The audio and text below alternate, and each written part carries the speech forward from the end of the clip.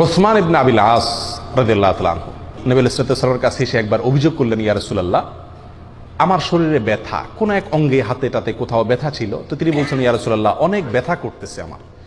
নবী সাল্লাল্লাহু আলাইহি ওয়াসাল্লাম তখন তাকে ডেকে বললেন, তুমি যেই জায়গাটা তোমার শরীরে ব্যথা করতেছে ওই জায়গাটা হাত দাও, ওখানে হাত দিয়ে 3 বার বলো বিসমিল্লাহ বিসমিল্লাহ বিসমিল্লাহ।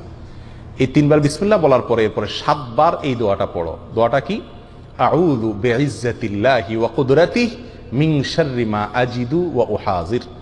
আউযু বিইজ্জাতিল্লাহি ওয়া কুদরাতিহি মিন শাররি মা আজিদু ওয়া উহাজির। এই দোয়াটা 7 বার পড়ো, ইনশাআল্লাহ তোমার ব্যথা দূর হয়ে যাবে। ওই সাহাবী ওসমান রাদিয়াল্লাহু তাআলা আনহু বলেন যে আমি এই দোয়াটি 7 বার পড়লাম, তার আগে বিসমিল্লাহ 3 বার পড়লাম, ওয়াল্লাহি এরপরে আমার ব্যথা দূর হয়ে গেছে, ব্যথা আর ছিল না। আমাদের শরীরে বিভিন্ন অঙ্গে, মাথায়, হাতে, পায়ে, পেটে, অনেক সময় অনেক অঙ্গে কি হয়?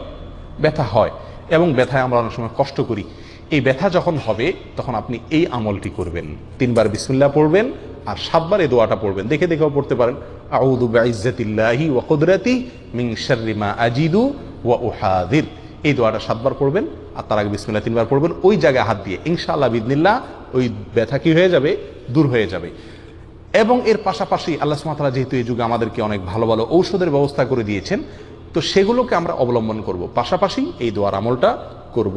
ঔষধ এবং চিকিৎসা বাদ দিয়ে আপনাকে এই দোয়া আমি পড়তে বলছি না, যেহেতু ওই ব্যবস্থা আল্লাহ সুবহানাহু ওয়া তাআলা রেখেছেন সহজ ব্যবস্থা, ওইটাও গ্রহণ করব, পাশাপাশি এই দোয়ার আমলও করতে থাকবো। ইনশাআল্লাহ বিইذনিল্লাহ ব্যথা কি হয়ে যাবে? দূর হয়ে যাবে।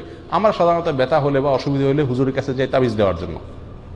হুজুর তাবিজ লিখে দিয়ে আমরা ঝুলাই দিই, নিজেরা আমল করে যে সুস্থ হব বা আমল করে নিজে চিকিৎসা নিব এই মানসিকতা আমাদের ভিতরে নাই।